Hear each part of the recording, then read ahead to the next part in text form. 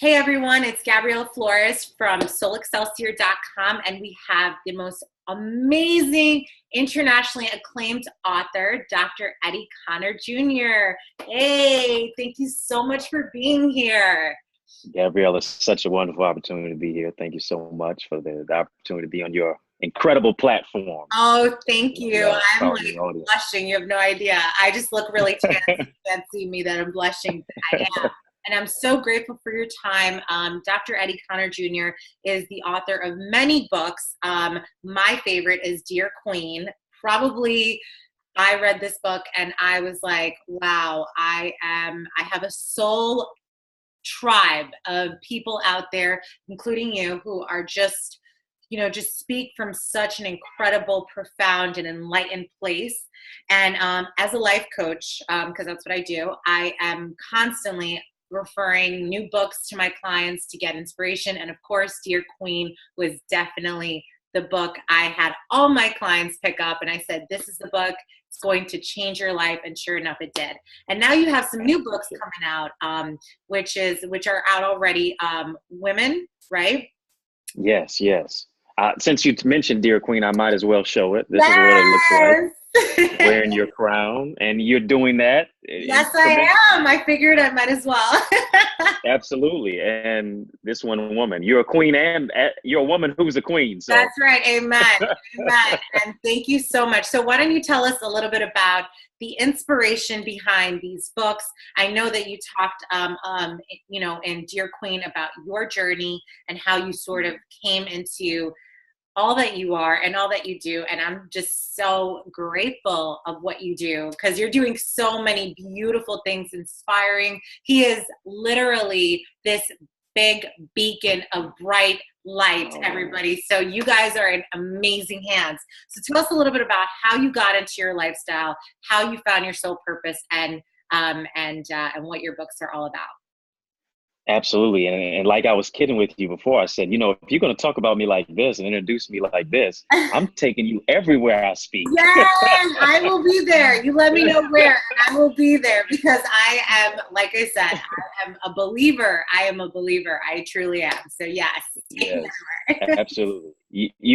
People ask me all the time, who inspires you? And of course, I list individuals like Dr. King, Malcolm X, Medgar Evers, Nelson Mandela, so many of those individuals.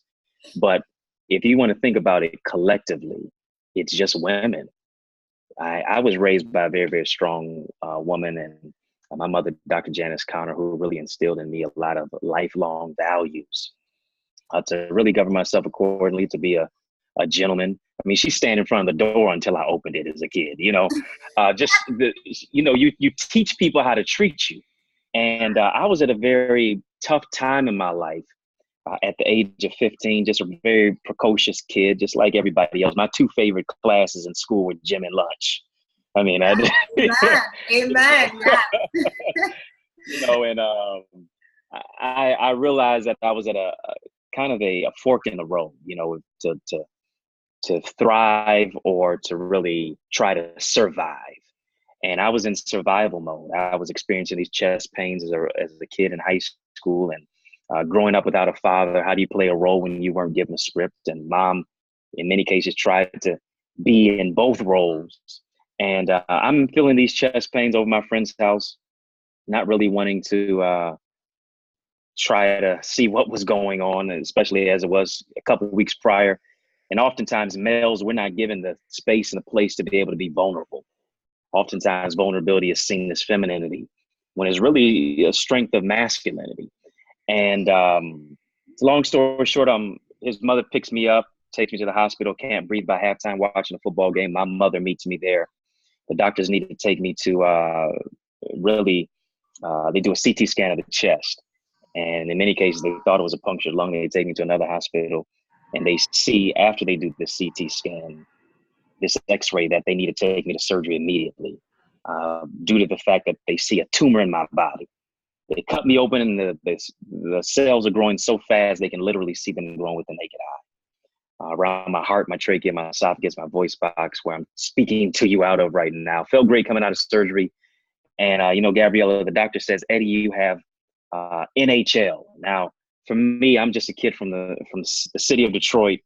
And for me, that stood for National Hockey League. I said I'm getting ready to be the youngest owner. You know what? I thought the same thing. And I know that that's not the case because it was like the doctors telling you something. So, no, I totally hear you. Right.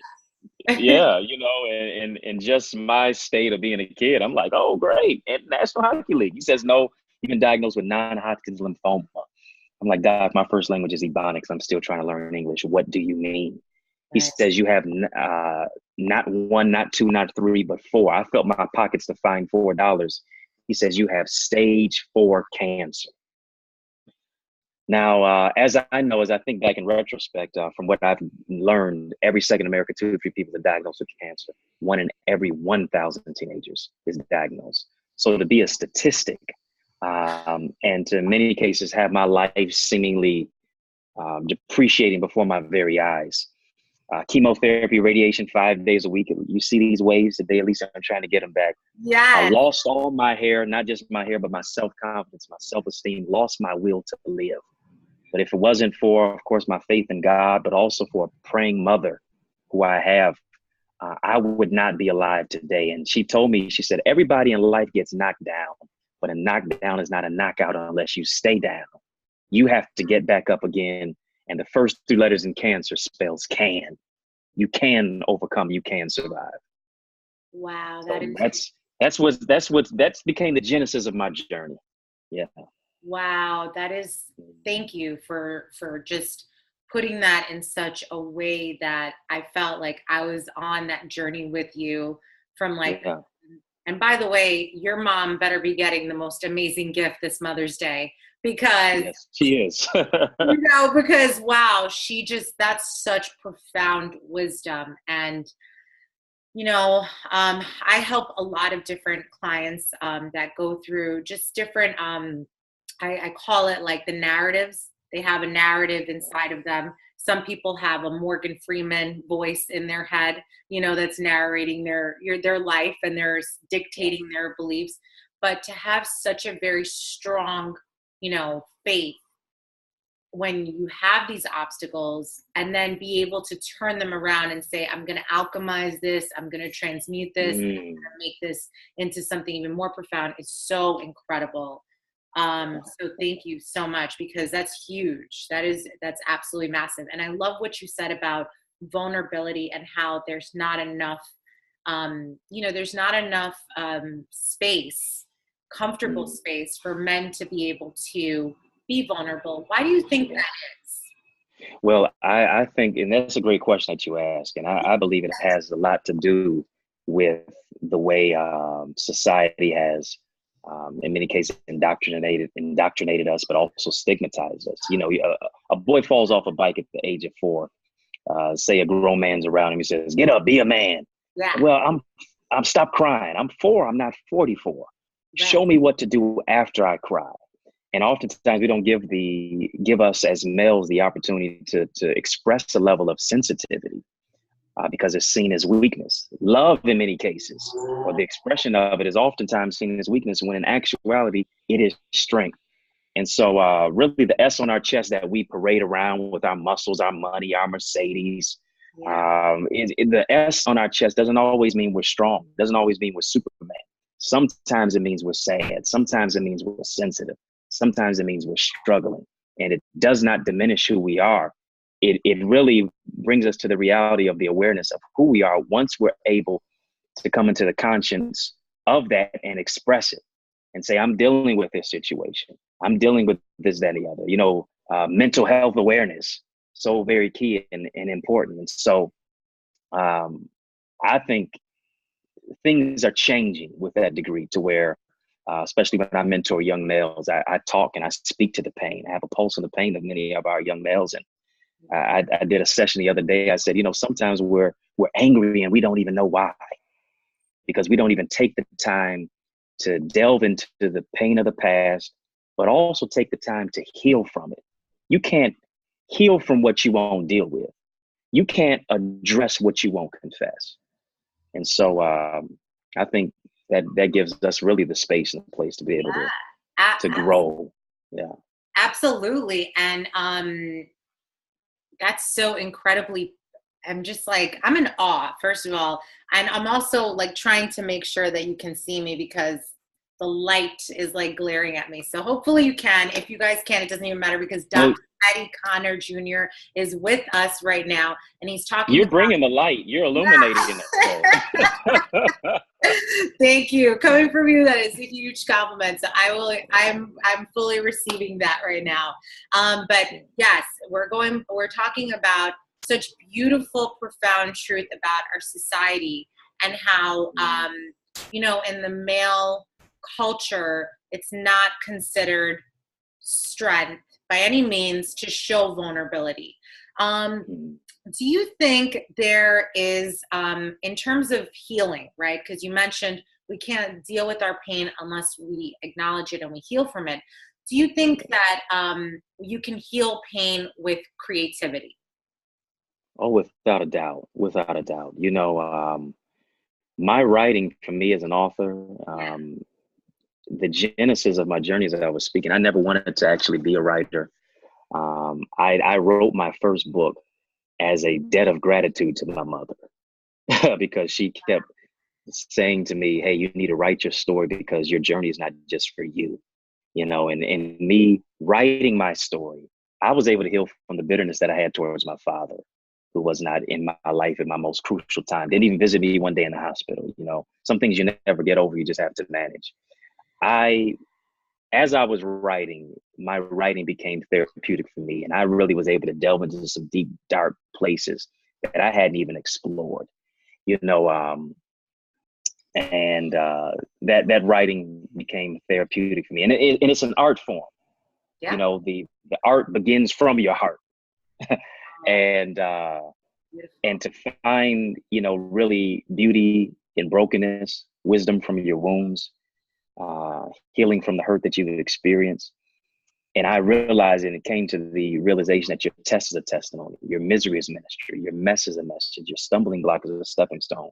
What God does, he uses your setback as a setup for your greatest comeback. He literally uses your tragedy as strategy to really redirect the stream of your mentality. And that even the poetry that I would write, the poetry was birthed out of a lot of pain. And I think especially we all have a creative gift. We all are gifted beyond our own wildest dreams.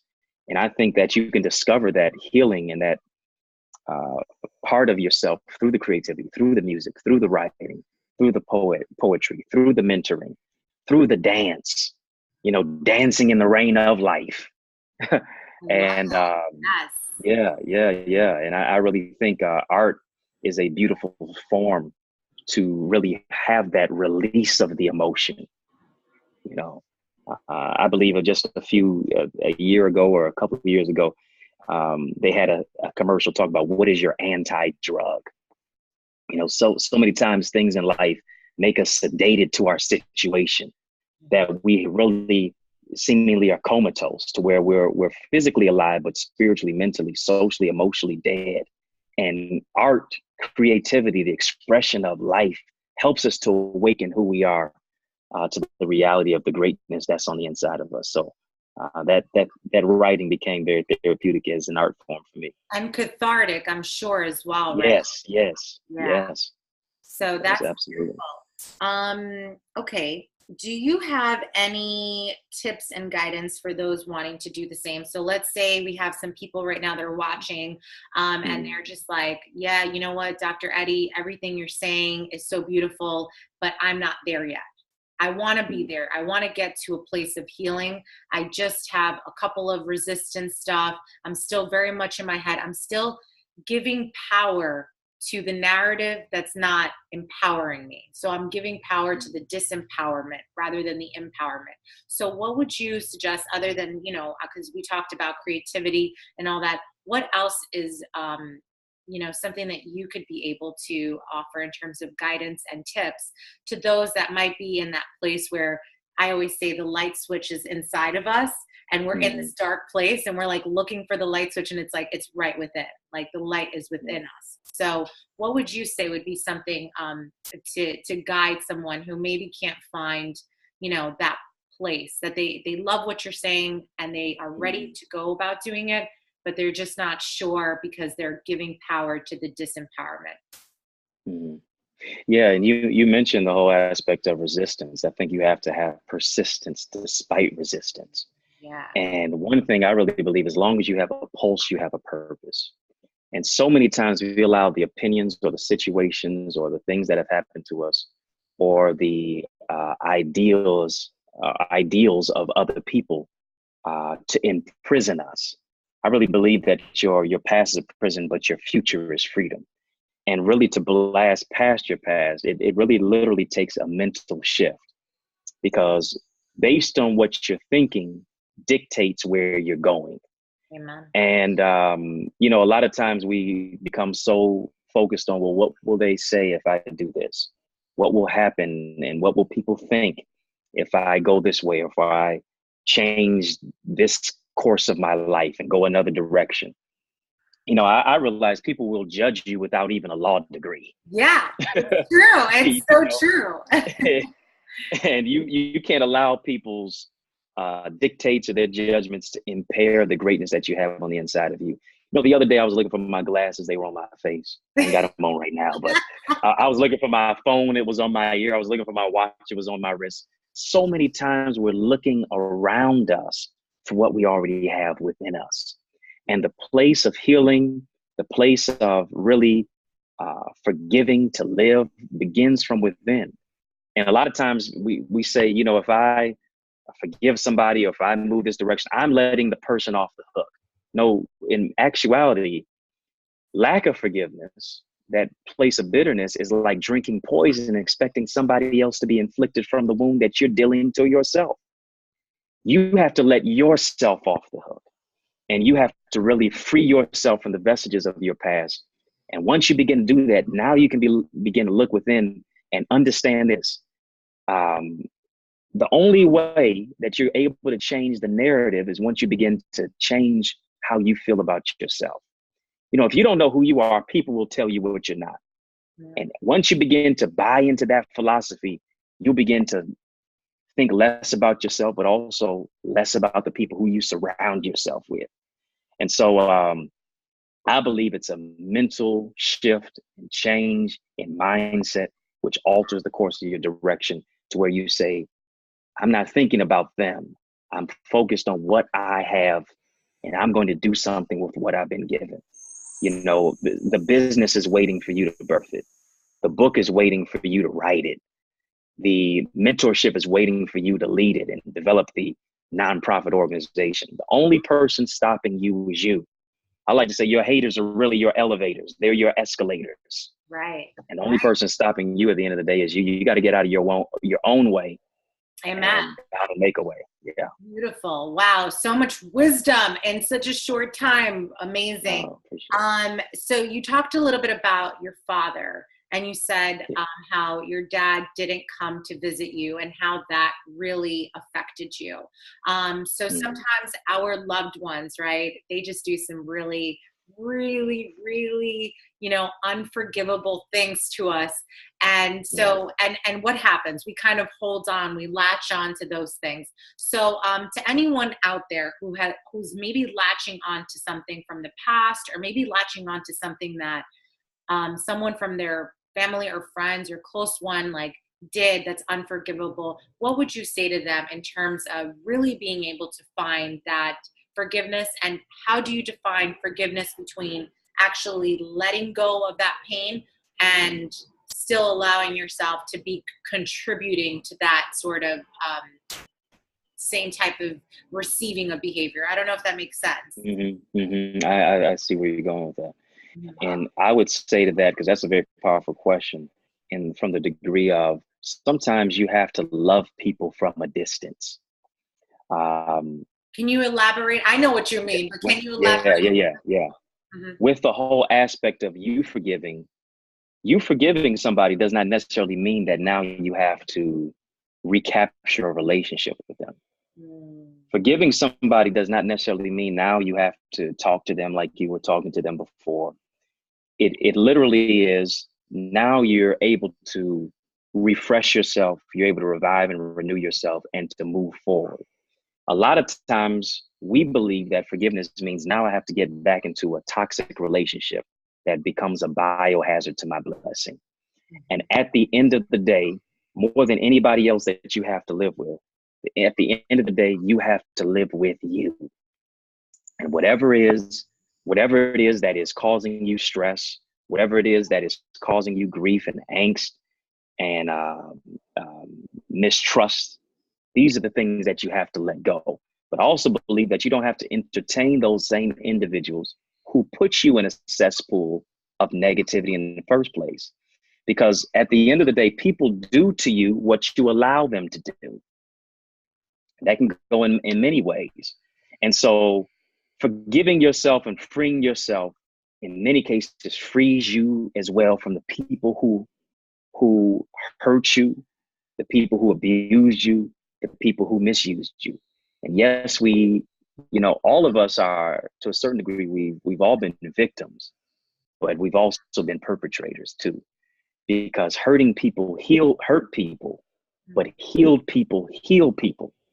And once you begin to stop picking at the wound, that's when you can begin to find a place of healing. And so don't think that you now have to resort back to where you were because you decided to forgive somebody, whether they may have cheated on you, whether they may have hurt you, whether they may have slandered your name, whether they may have done something to you inappropriately. You don't have to necessarily return back to that. But the mandate that you do have on your life is to forgive, is to find a place of letting it go. And, forgiveness in many cases, sometimes it is a process. Sometimes it's not always episodic. Sometimes it's a process of saying, all right, I've forgiven them. I'm delivered out of their hands, but now I have to find a place of healing so that I can move my life to the next level. Beautiful. Wow. Very, very beautiful and powerful. Okay. Dr. Eddie, what would you like to see more of in this world? I would like to see more of, we're living in a politically correct society now. Yeah. That whatever somebody says, people take umbrage, they take offense to it. And people are not necessarily able to, we say we live in a country where it's free speech.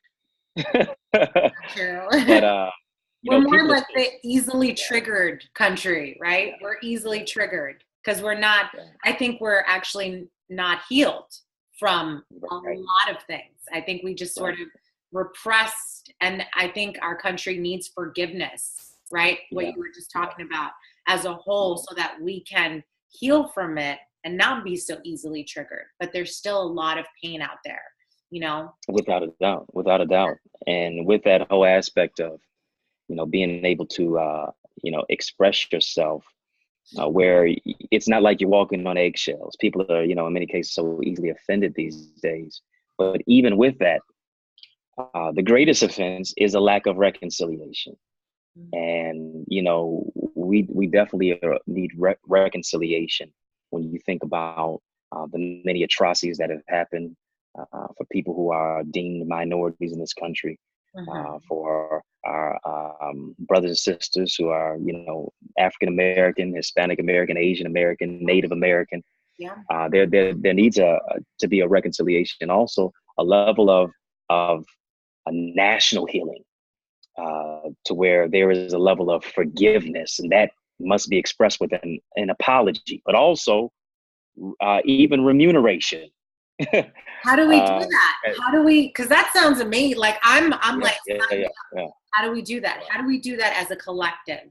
I mean, I know that we're definitely moving forward in terms of, in terms of all, like what you do, like you stepping up and bringing that positive, because positive energy is so powerful in itself that you may think, oh, I'm not impacting anyone. No, actually, you just said something and you just impacted all these people, so is it more people stepping up to their soul's purpose on why they came on this planet?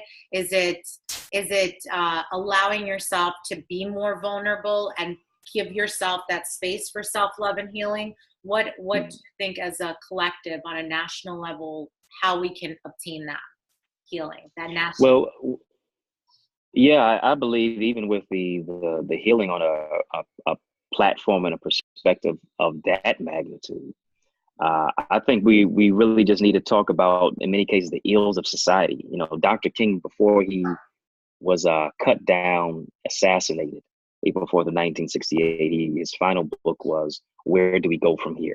Chaos or Community?" He talked about building the beloved community.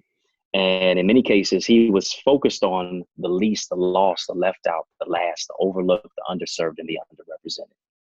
And when you think about the capitalistic society that we live in, those greed and gain, where the 1% control much of what is going on in the world, and people suffer as a lack of it. And so to be able to have a space and a place to where we're helping out those who are impoverished, those who have been abused, those who have lost their way and their purpose, having more hands on deck. And I think versus looking towards big business and government, it's not necessarily from the top down. I think it's from the bottom up and the middle out. That we have to be individuals who will roll up our sleeves and ask ourselves the question, is there not a cause outside of me getting my bins, my friends, my money, my honey, my debit or credit that probably still can't get it? What can I do to help somebody else? You know, song said, if I help somebody as I pass along, then my living shall not be in vain. And so being able to have a servant's heart, being able to express ourselves, but also being able to say, you know what, I have messed up. I've wronged you in that specific aspect. Let's mend the fences. Let's have a place of reconciliation. And I believe that's when restoration begins to come to our community, our city, our school, our churches, our places of worship, our neighborhoods, and then also our nation and our world. And so when we become selfless, focus more selfless versus selfish, things will begin to change.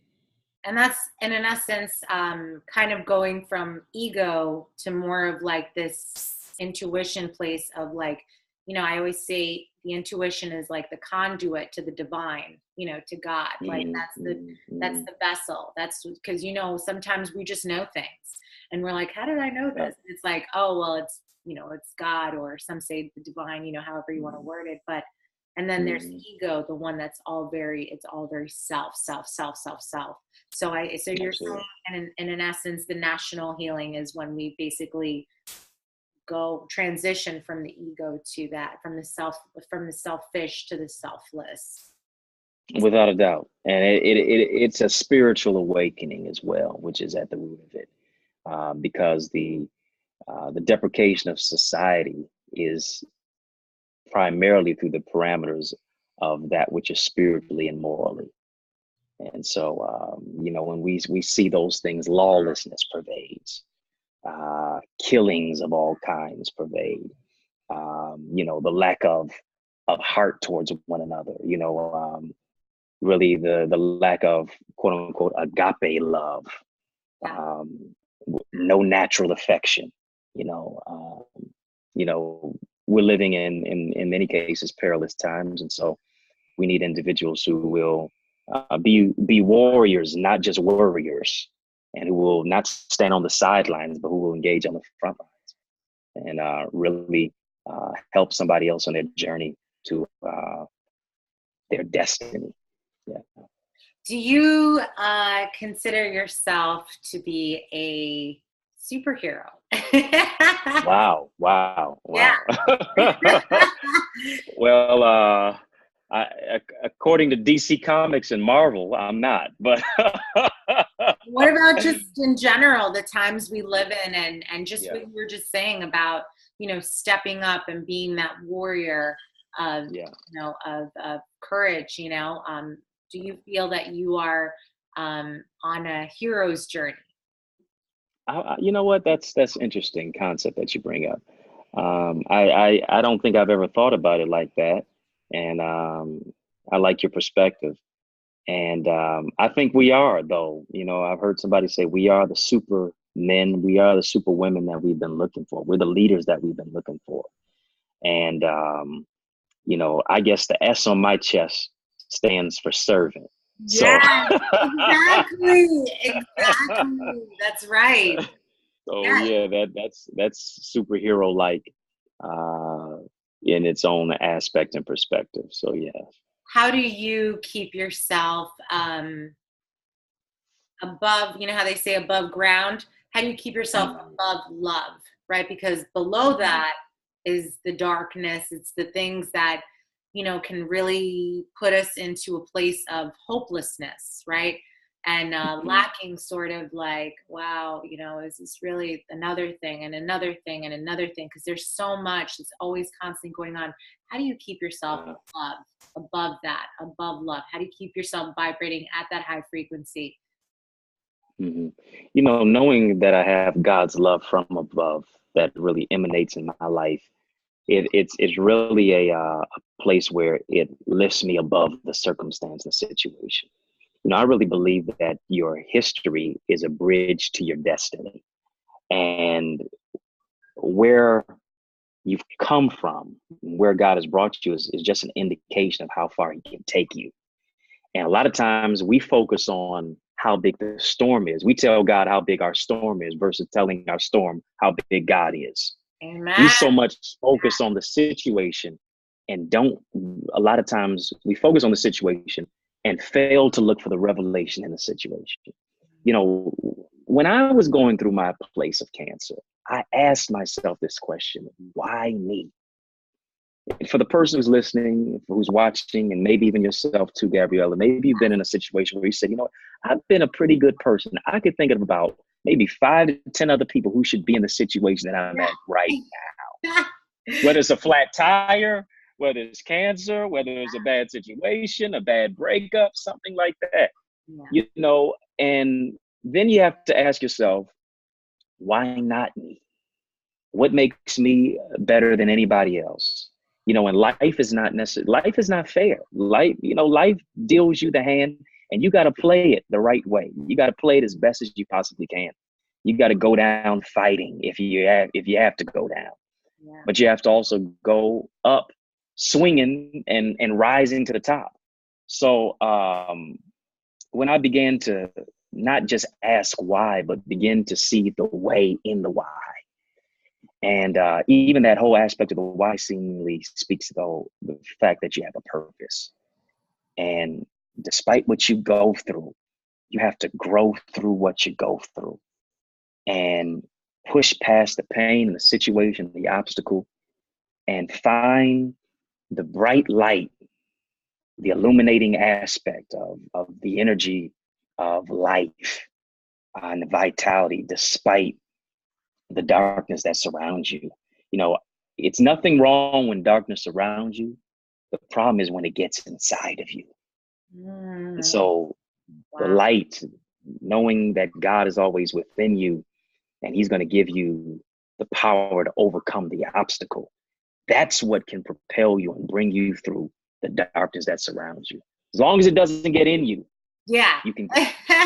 Darkness, Yeah, stay away from me because I got light that's right. within me. That's right. I love it. Yes, Yes. that's Oh, right. that's That's awesome. right. That is Yeah. awesome. Um, Let there be light. let there be light. Amen. Amen. So I'm curious, and I'm sure maybe you've gotten this question before. Do you believe in soulmates? He's like, what? Good question. Good question. Good question. Because you You talk a know, lot about divine yeah. love, you talk about the light. How about soulmate love? Do you believe in that? In soulmates? I, I do. I do. I believe that there's somebody for who you are for everybody. I do. Um, Maybe the statistics don't necessarily say that. When you think That's about, I think there's what, 7 women to every man now. I mean, yes. it's the ratio. Um, you know, I had an I had a discussion with a friend of mine, Mm-hmm. and I said, if I lived in Brazil, would I find my soulmate? He said, well, you probably would. I said, well, if I lived in Africa, would I find my soulmate? He said, yeah. I said, well, okay, well, if I lived in Bangkok, or if I lived in Compton, if I lived in Cairo, if I lived in Denmark, if I lived in Detroit or LA, if I lived in New York, would Yeah. I find my soulmate? He said, I see where you're going with this. Mm. And maybe, I don't know, I probably have to give a little bit more cerebral energy to it. But maybe you can find your soulmate everywhere. But then again, maybe your soulmate is not only for you unless you're at that specific place where you're supposed to be. Mm. So I literally believe that that that we all have a purpose partner. I like to call it a purpose partner. Wow. And a lot of times we're focused on relationships and marriage, but I believe at the genesis of the journey of a relationship and a marriage begins with a friendship. A lot of times we override that aspect. And I believe as you're preparing and working on yourself, God is preparing who he has for you. I like to say this, sometimes it's not always your time to date. Sometimes it's your time to wait. And that word wait, a lot of times we believe it means to be idle, to not just do anything, to just wait for the hookup. I think waiting is not like a person sitting at a bus stop. You're just waiting for somebody to pick you up. I believe waiting is like being a waiter or waitress who works at a restaurant. If you notice, Service goes back to yes, service. The waiter, yes, it goes back to service. The waiter or the waitress is working, they're serving, they're preparing for what you anticipate on receiving.